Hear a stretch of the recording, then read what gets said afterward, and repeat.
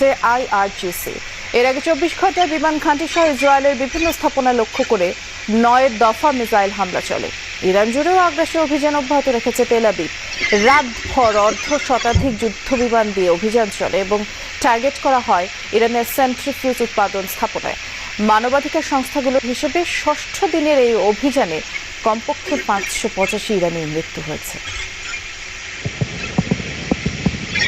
ইরানের আকাশসীমা পূর্ণ নিয়ন্ত্রণের দাবি করলেও দেশটির আকাশ প্রতিরক্ষা ব্যবস্থার কাছে এভাবেই ধরাশায়ী হতে দেখা গেছে একের পর এক ইসরায়েলি ক্ষেপণাস্ত্রকে। তেহরানের এয়ার ডিফেন্সের কাছে ক্রমাগত হার মানছে তেল আবিবের মিসাইল ড্রোন।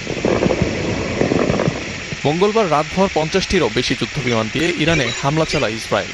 ধ্বংসের দাবি করা হয় বিভিন্ন সেন্ট্রিফিউজ উৎপাদন ব্যবস্থা, যা সরাসরি তেহরানের ইউরেনিয়াম সমৃদ্ধকরণ কর্মসূচির সাথে সংশ্লিষ্ট। প্রায় 200টি মিসাইল লঞ্চিং সাইট ধ্বংসের দাবি করেছে IDF। নতুনভাবে তেহরানের বিভিন্ন এলাকা থেকে বাসিন্দাদের সরে যাওয়ার নির্দেশ দেওয়া হয়েছে। কিছুক্ষণ আগেই ইরানের প্রাণকেন্দ্রে বড় পরিসরে হামলা চালিয়েছি আমরা।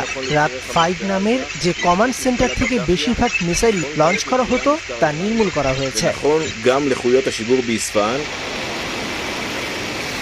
24 ঘন্টায় ইসরায়েলে 9 দফায় মিসাইল হামলা চালিয়েছে ইরান। টার্গেট করা হয়েছে উত্তরাঞ্চলীয় মেরন বিমান ঘাঁটি। মধ্য ইসরায়েলে ইরানের ক্ষেপণাস্ত্র হামলার পর বেশ কয়েকটি অগ্নিকাণ্ডের খবর পাওয়া গেছে।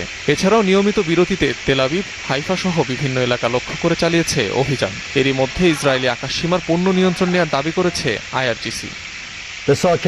এখন পর্যন্ত পরিচালিত অভিযানগুলো কেবল একটি সতর্কবার্তা। শীঘ্রই আরো বড় অভিযান বাস্তবায়িত হবে। তেল আবিবের বাসিন্দাদের সরে যাওয়ার জন্য কঠোরভাবে সতর্ক করা হচ্ছে। নেতানিয়াহুর অবাস্তব আকাঙ্ক্ষার শিকার হবেন না।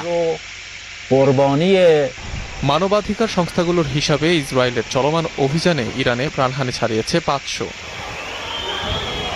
অনিক রহমান, যমুনা নিউজ।